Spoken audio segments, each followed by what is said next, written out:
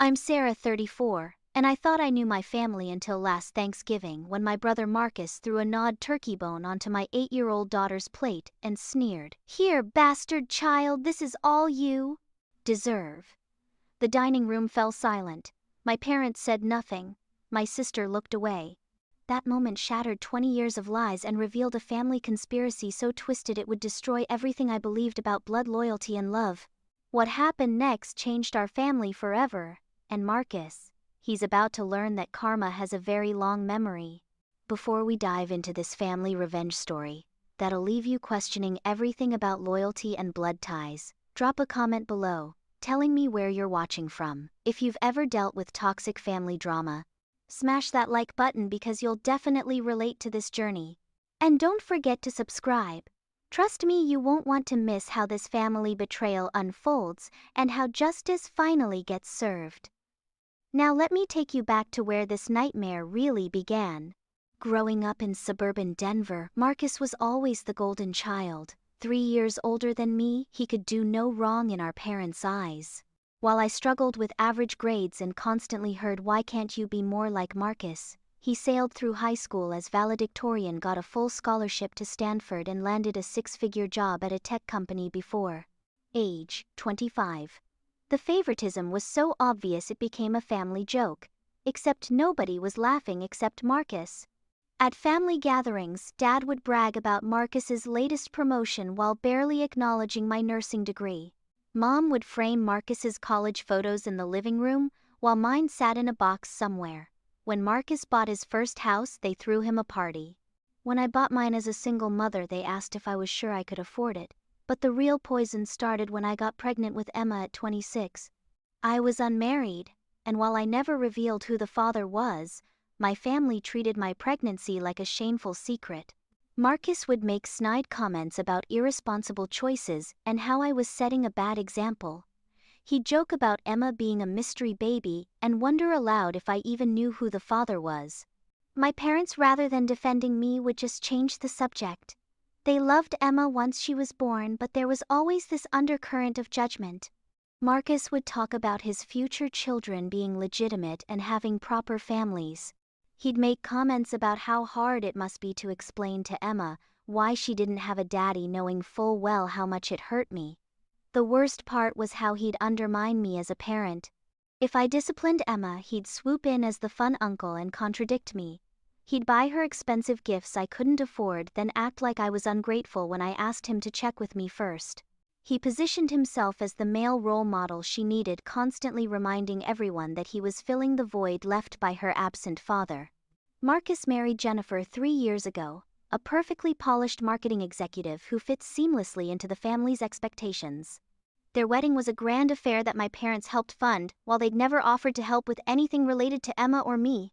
Jennifer was everything I apparently wasn't: married, financially stable, and willing to laugh at Marcus's cruel jokes about my life choices. The dynamic became even more toxic when Marcus and Jennifer started trying for kids. Every family gathering became an opportunity for them to discuss their responsible family planning and how they wanted to do things right. Marcus would make comments about how children deserved stability and 2-parent homes, all while looking meaningfully at Emma. What made it worse was how my parents enabled this behavior. They never told Marcus to stop his comments. They never stood up for Emma when he'd make his snide remarks. Instead, they'd just smile uncomfortably and change the subject, leaving me to feel like I was overreacting when I got upset. The financial inequality was another weapon Marcus used. He'd offer to pay for Emma's activities, then act like I owed him gratitude. He'd make comments about how expensive raising a child must be on a single income and wonder how I managed. When I'd decline his offers, he'd act hurt and tell my parents how proud and stubborn I was being. But perhaps the cruelest thing was how he'd talk about family legacy and bloodlines. Marcus was obsessed with carrying on the family name, about proper children who knew their heritage. He'd make comments about how important it was for children to know where they came from, all while Emma sat right there. These weren't subtle digs, they were calculated attacks designed to make both Emma and me feel like outsiders in our own family. 6 months before that fateful Thanksgiving, Marcus and Jennifer made their big announcement. They were finally pregnant after 2 years of trying. The family's reaction was everything you'd expect: tears of joy, champagne, immediate discussions of nursery themes, and baby showers. I was genuinely happy for them despite our complicated relationship. Emma was excited about having a cousin, but Marcus couldn't just accept congratulations gracefully. No, he had to make it about superiority.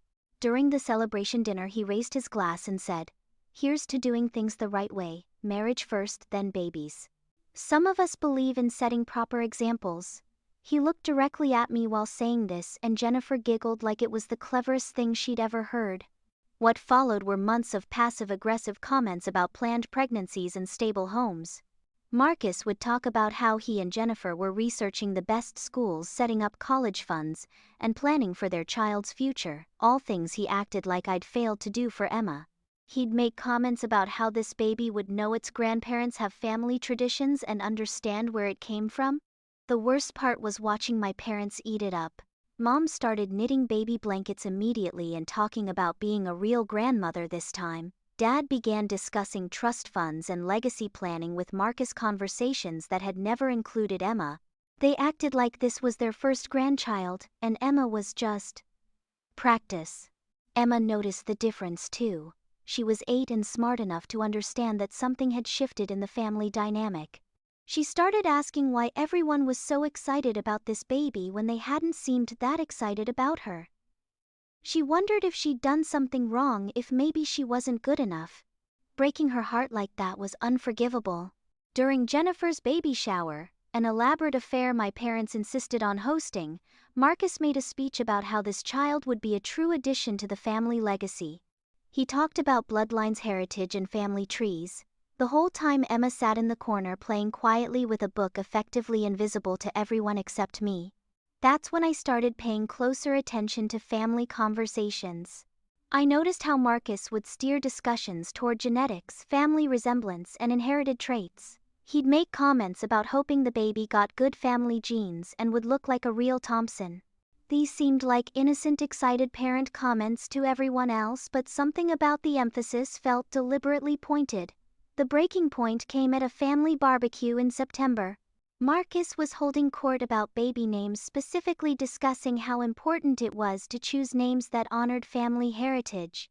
He mentioned wanting to use family names that had been passed down through generations, names that connected the baby to authentic family history. Then he said something that made my blood run cold.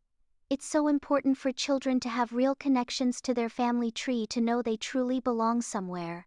The way he emphasized truly belong while looking at Emma made something click in my brain. This wasn't just about being a proud, expectant father. This was about something deeper, something that explained years of his behavior toward Emma and me. That night I couldn't sleep. I kept replaying conversations, looks, comments that had seemed like simple cruelty but might have been something more calculated.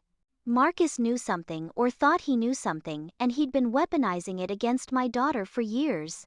I started thinking about Emma's birth, about why I'd never revealed her father's identity, about the real reason my family had reacted so strangely to my pregnancy. There were pieces to this puzzle I'd been ignoring, but Marcus's recent behavior was making me question everything. The weeks leading up to Thanksgiving became increasingly tense. Marcus's comments grew bolder. Jennifer started making snide remarks about complicated family situations, and my parents became more distant. It felt like they were all in on some joke that I wasn't getting, some secret that everyone knew except me.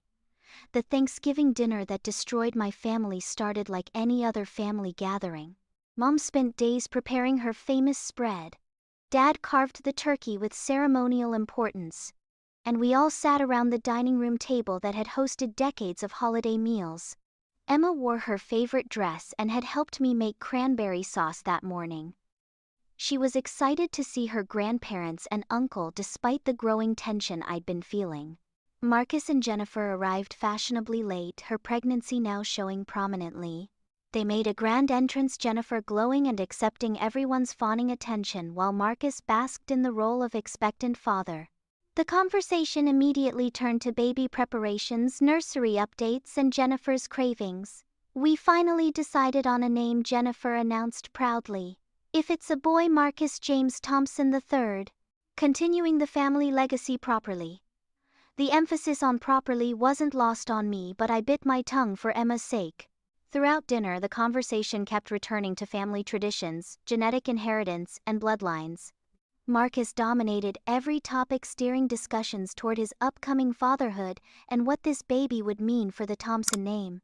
He talked about teaching his son about family history, about carrying on traditions, about the importance of knowing where you come from. Emma tried several times to contribute to the conversation, sharing stories from school or asking questions about the baby, but she was consistently overlooked or dismissed. I watched my daughter's excitement slowly deflate as she realized she was essentially invisible at this family gathering. The turning point came when Emma innocently asked, "Will the baby call you Uncle Marcus like I do?" The table went silent. Marcus's fork stopped midway to his mouth. Jennifer's eyes darted between Marcus and my parents, whose faces had gone pale. "Well," Marcus said slowly, his voice taking on that cruel tone I'd learned to recognize that depends on whether the baby is actually part of this family. "Here's where everything gets intense. You know that feeling when you realize your whole life has been built on lies? Drop a comment and let me know if you've ever had a moment where family drama completely blindsided you. Hit that like button if you're ready to see how this confrontation unfolds, because what Marcus says next will explain everything. Subscribe now, because this revenge story gets absolutely wild and you won't believe how perfectly karma comes back around. Trust me, the next part will have you questioning everything about family loyalty." "What's that supposed to mean?" I asked, my voice steady despite the alarm bells ringing in my head. Marcus set down his fork deliberately and turned to face me directly. "Oh, come on, Sarah. Don't act like you don't know what I'm talking about. We've all been tiptoeing around this elephant in the room for 8 years. Marcus' mom warned quietly, but he ignored her. 8 years of pretending, 8 years of playing along with your little charade," he continued, his voice getting louder. "But now that we're having a legitimate child, a real Thompson, maybe it's time we stopped pretending that bastard belongs at this table." The word bastard hit the air like a physical blow. Emma's face crumpled in confusion. She didn't fully understand the word, but she understood the hatred behind it. "How dare you?" I started to stand, but Marcus wasn't finished. "How dare I what? Tell the truth. Face reality." He laughed bitterly. "Dad's been supporting your lie for 8 years, but we all know the truth. That kid isn't a Thompson. She's not even close." "Marcus, stop." Dad finally spoke up, but his voice lacked conviction. "No, I won't stop. I'm tired of watching you all pretend. I'm tired of watching Emma get treated like family when we all know she's not. I'm tired of watching Sarah parade around like some noble single mother when she's just a liar who won't admit what she did." That's when he did it. Marcus reached across the table, grabbed the turkey bone he'd been gnawing on, and threw it directly onto Emma's plate.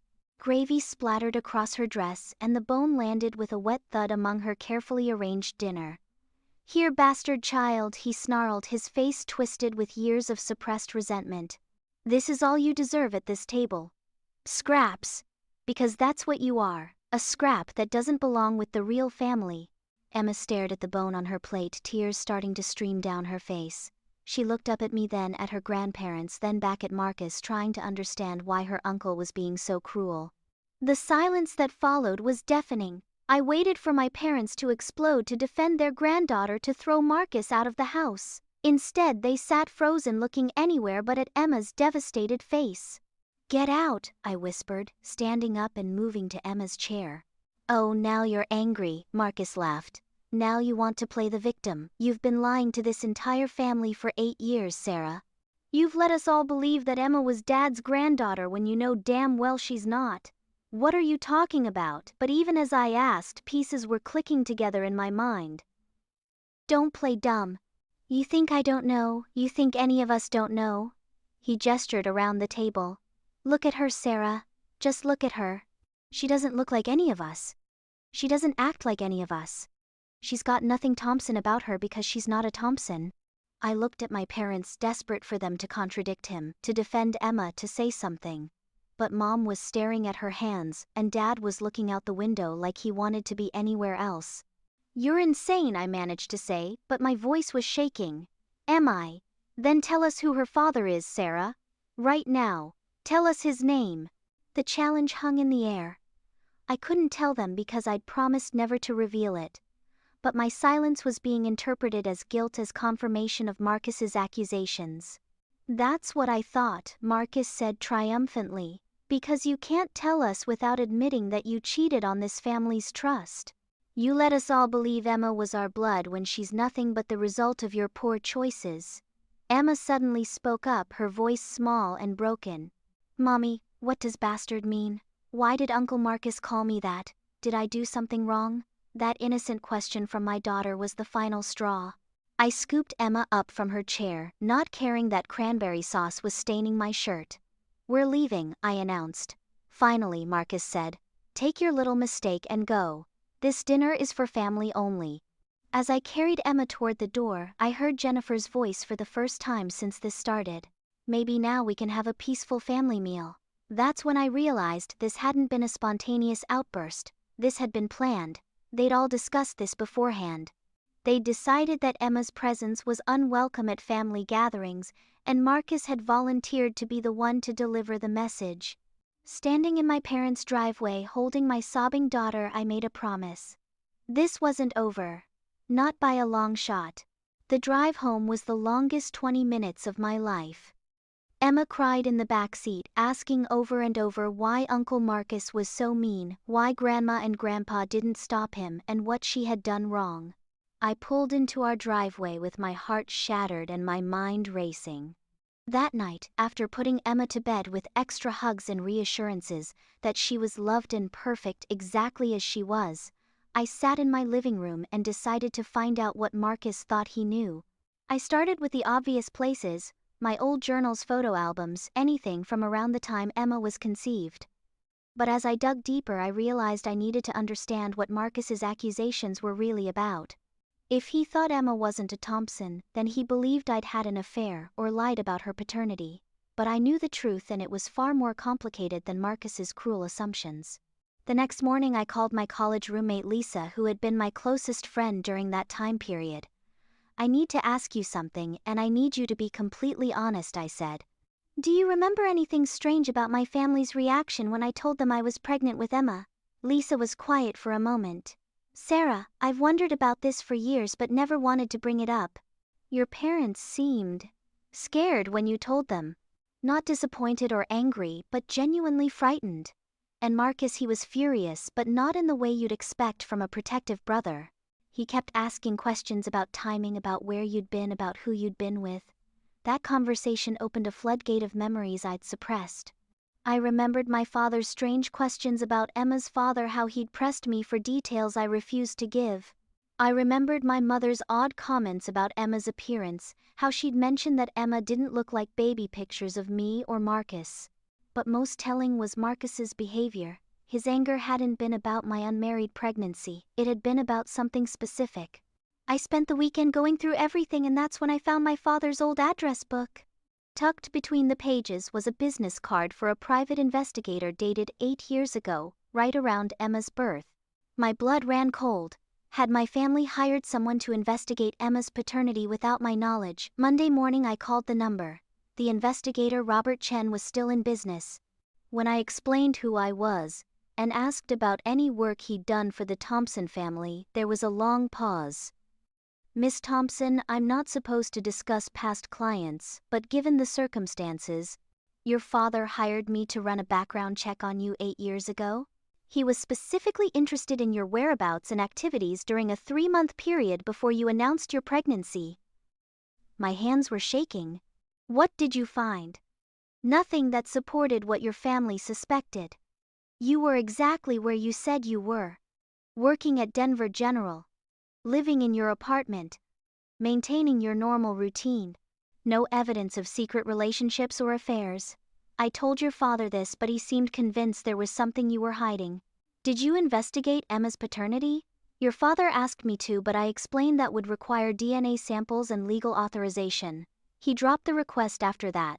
"Miss Thompson, can I ask why you're calling now?" I explained about Thanksgiving dinner, about Marcus's accusations and the family's behavior. Robert was quiet for a moment, then said something that changed everything. "There's something else your family might not know.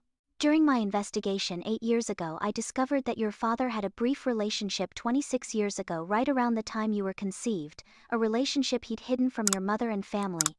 The world tilted on its axis. What are you saying? I'm saying that if your family is questioning bloodlines and legitimacy, they might want to start with their own assumptions. Would you like me to send you the file? I kept copies of everything.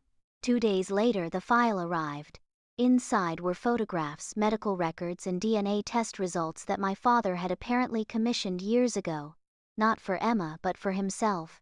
The results showed that my father was not Marcus's biological father. Marcus, the golden child, the heir to the Thompson name, the one obsessed with bloodlines and family legacy, he wasn't a Thompson at all.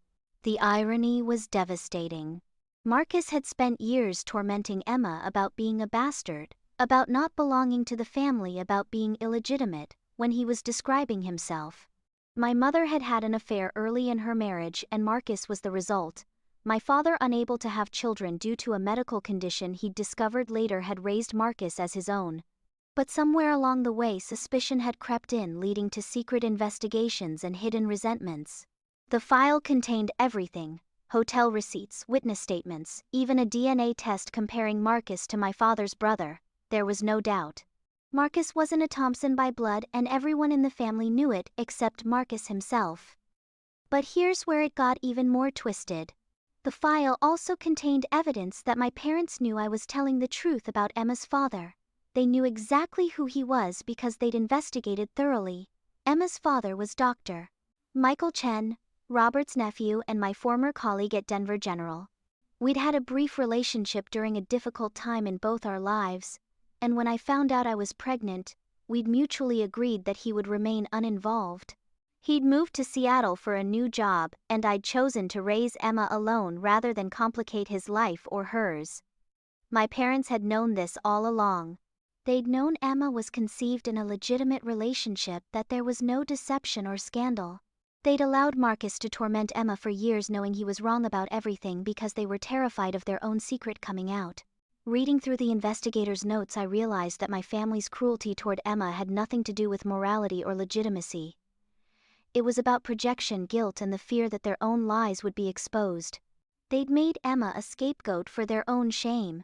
The most damning piece of evidence was a recorded conversation between my parents from 8 years ago discussing how to handle the Marcus situation if questions about paternity ever arose.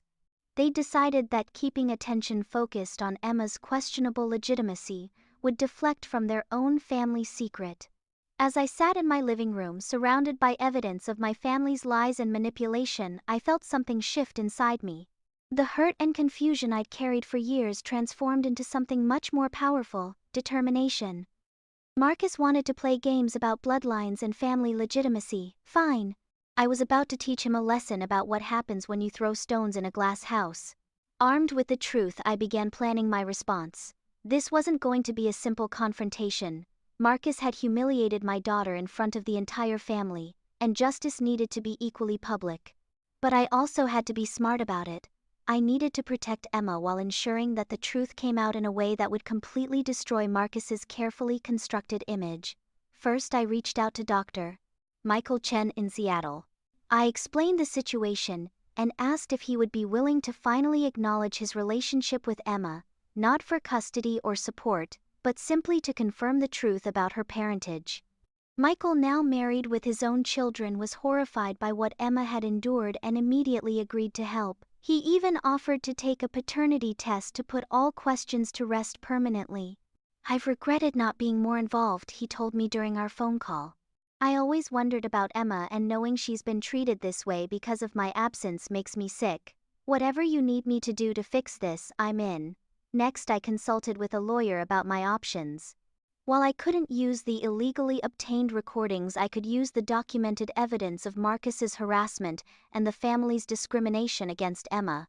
More importantly, I learned that Marcus's behavior at Thanksgiving could be considered child abuse under Colorado law, giving me legal leverage if needed.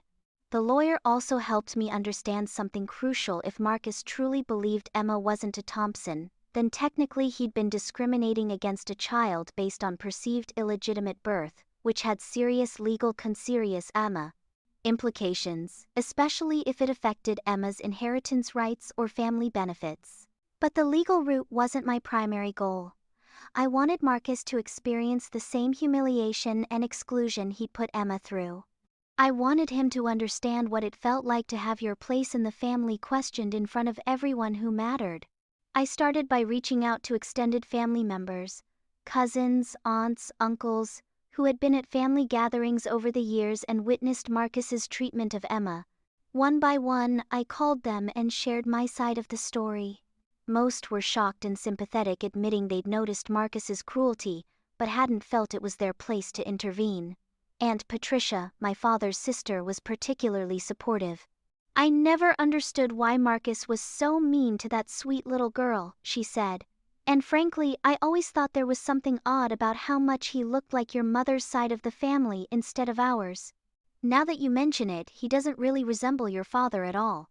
Those conversations revealed something important. Other family members had already noticed inconsistencies in Marcus's appearance and behavior compared to Thompson family traits.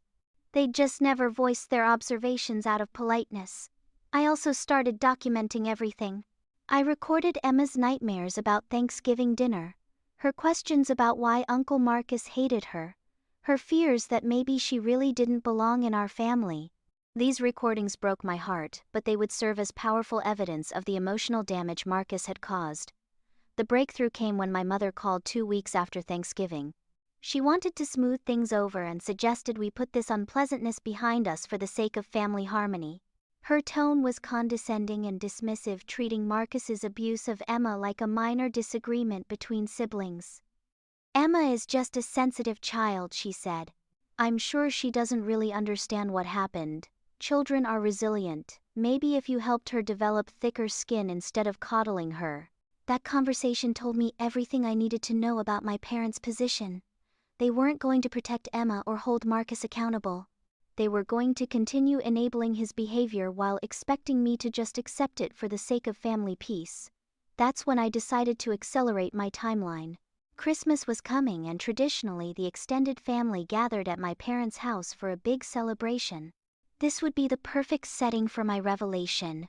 The same audience that had witnessed Emma's humiliation could witness Marcus's downfall. I called my parents and told them Emma and I would be attending Christmas dinner. "But I have some conditions," I said. "I want to address what happened at Thanksgiving in front of the family. I think it's time everyone understood the truth about family legitimacy and bloodlines, since Marcus seems so concerned about these topics." My mother tried to talk me out of it, but I was firm. "Either we clear the air at Christmas or Emma and I disappear from this family permanently. And I mean permanently. No future contact, no relationship with the new baby, nothing. Your choice." The threat worked because my parents were terrified of losing their connection to Emma entirely. They agreed to let me speak at Christmas dinner, probably thinking I would apologize or try to smooth things over. They had no idea what was coming. I spent the next 3 weeks preparing my presentation. I had documents, photographs, medical records, and witness statements. I had Dr. Michael Chen on standby for a video call. I had legal documentation proving Emma's legitimate parentage and my own impeccable reputation during the time of her conception. But most importantly, I had the truth about Marcus. Genetic proof that he wasn't a Thompson, evidence of my parents' cover-up, and documentation of their deliberate scapegoating of Emma to protect their own secrets. The night before Christmas dinner, I sat Emma down and explained that tomorrow might be difficult, but that it would end with everyone understanding how special and loved she was. I told her that some adults had been very wrong about our family, and tomorrow we were going to fix those mistakes. "Will Uncle Marcus be nice to me after tomorrow?" she asked hopefully. "Sweetie," I said, choosing my words carefully, "Uncle Marcus is going to learn some very important lessons tomorrow, and after that I don't think he'll be bothering us anymore." Christmas morning arrived crisp and clear, and for the first time in weeks, I felt calm. Emma wore her new red dress and helped me pack the documents I'd prepared into my laptop bag. She was excited about seeing her cousins and grandparents, and I'd managed to shield her from the gravity of what was about to happen. We arrived at my parents' house to find the usual Christmas chaos, Jennifer prominently displaying her pregnancy. Marcus holding court about becoming a father and extended family cooing over the upcoming addition to the Thompson legacy. The scene was perfect for what I had planned. Marcus greeted us with barely concealed hostility. "Surprised you showed up," he muttered as we hung up our coats. "I figured you'd be too embarrassed to face the family again." "Oh, I'm not embarrassed at all," I replied sweetly. "In fact, I'm looking forward to sharing some family history today. You know how much you love discussing bloodlines and family heritage." Something in my tone made him pause, but Jennifer distracted him with a question about the baby's nursery and the moment passed. Dinner proceeded normally until dessert, when my father stood to give his traditional Christmas toast. This was my cue. "Actually, Dad, before you start," I said, standing up and pulling out my laptop, "I'd like to share something with everyone. Marcus has been very vocal about the importance of family legitimacy and bloodlines, and I think it's time we all understood the truth about our family tree." The room fell silent. Marcus's face darkened. "Sarah, don't you dare. Don't I dare." "What? Tell the truth. Isn't that what you demanded from me at Thanksgiving?" I connected my laptop to my parents' TV screen, something I'd prepared for in advance. "You threw a bone at my daughter and called her a bastard because you claimed she didn't belong in this family. Well, let's examine that claim scientifically." The first slide showed Emma's legitimate birth certificate and DNA proof of her paternity. Emma's father is Dr. Michael Chen, a pediatric surgeon in Seattle. We had a brief relationship 8 years ago, and he's agreed to confirm this publicly to end any speculation about Emma's legitimacy. I clicked to the next slide, which showed Michael on video call. "Hello everyone," he said professionally.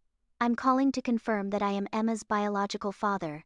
Sarah and I dated briefly, and when she became pregnant, we mutually agreed that she would raise Emma as a single mother. I've always been willing to acknowledge this relationship if needed, and I'm horrified to learn that Emma has been mistreated due to questions about her parentage." The room was stunned into silence. Marcus's face had gone pale, but I wasn't finished. "So now that we've established Emma's legitimacy," I continued, "let's talk about family bloodlines and who really belongs at this table." The next slide showed the private investigator's findings about my father's inability to have biological children due to a medical condition diagnosed 28 years ago. Several family members gasped. "As you can see," I continued clinically, "Dad has been medically unable to father children since before Marcus was born, which raises interesting questions about Marcus's obsession with Thompson bloodlines." Marcus shot to his feet. "What the hell are you doing?" "I'm finishing the conversation you started when you threw that bone at my daughter," I replied calmly. "You see, while you've been tormenting Emma about being illegitimate, you've been describing yourself." The final slide showed the DNA results comparing Marcus to my father and uncle. The genetic evidence was undeniable. Marcus shared no paternal DNA with the Thompson family. "Marcus Thompson," I said, savoring each word, "you are not a Thompson. You are the product of Mom's affair, 26 years ago. You are by your own definition a bastard who doesn't belong at this table." The explosion that followed was everything I'd hoped for and more. Marcus lunged toward the TV screen, screaming denials. Jennifer started crying and demanding explanations. Extended family members began talking over each other, voices rising in shock and confusion. But the person I watched most closely was my mother. She sat frozen, her face completely white, finally caught in the web of lies she'd helped weave for 26 years. "This is impossible!" Marcus shouted. "You're lying. You doctored these results," actually said Aunt Patricia quietly. "It makes perfect sense. I always wondered why you looked so much like Mom's brother David instead of anyone from Dad's side. And your temperament, that cruel streak, that definitely comes from Mom's family." Other relatives began nodding and sharing observations they'd kept to themselves for years. Marcus's world was crumbling in real time, and for the first time in his life he was experiencing the exclusion and questioning he'd subjected Emma to. 26 years, I continued, my voice cutting through the chaos. 26 years of you being treated as the golden child, the heir, the legitimate Thompson DMI, while you are literally everything you accused my daughter of being. The difference is Emma actually has Thompson DNA through me while you have none at all. The irony wasn't lost on anyone. Marcus, who had built his identity around being the family legacy, the rightful heir, the pure Thompson bloodline, was discovered to be exactly what he'd accused an innocent 8-year-old of being. And the most disgusting part, I said, my voice finally showing emotion, is that you all knew Emma was legitimate. You knew exactly who her father was because you investigated thoroughly 8 years ago. You let Marcus torture an innocent child to protect your own family secret. I turned to my parents who couldn't meet my eyes. You sacrificed my daughter's emotional well-being to keep your lies hidden. You allowed her to be excluded, humiliated, and abused because it was easier than admitting your own family scandal. Emma, who had been quiet throughout this revelation, finally spoke up. Does this mean Uncle Marcus isn't really my uncle? No, sweetheart, I said gently. It means Uncle Marcus is just as much family as you are. No more, no less. The difference is you've always been kind and loving while he chose to be cruel. The gathering dissolved into chaos. Jennifer demanded they leave immediately. Marcus was still shouting denials and threats, and various family members were taking sides, or demanding more explanations. But I felt a sense of peace I hadn't experienced in years. As we prepared to leave, Emma tugged on my sleeve. Mommy, does this mean I really do belong in our family? Baby, I said, kneeling down to her level, you have always belonged in this family. The people who made you feel otherwise were wrong, and now everyone knows it. As we walked out of my parents' house for what I knew would be the last time, I heard Marcus screaming behind us. This isn't over. You can't destroy my life like this. But it was over. Completely over. The fallout was swift and thorough. Within a week, the news had spread through our entire extended family and social circle. Marcus's reputation as the golden child, the successful heir, the moral authority on family values, all of it crumbled overnight. His obsession with bloodlines and legitimacy became a cruel joke that everyone remembered. Jennifer left him 2 months later, taking their unborn child and filing for divorce. She couldn't handle the shame and scandal, especially after learning that Marcus's entire identity had been built on a lie. The baby Marcus had planned to use as the ultimate symbol of family legitimacy would now grow up knowing their father was everything he'd accused others of being. Marcus lost his job when the story reached his professional network, not because of his illegitimate birth, but because of his documented cruelty toward a child and his years of fraudulent claims about his family background. His character assassination of Emma had boomeranged back to destroy his own reputation. My parents tried to reach out several times, begging for forgiveness and family reconciliation, but I was done. They had shown their true character by sacrificing Emma's well-being for their own comfort, and I couldn't trust them with my daughter's emotional safety ever again.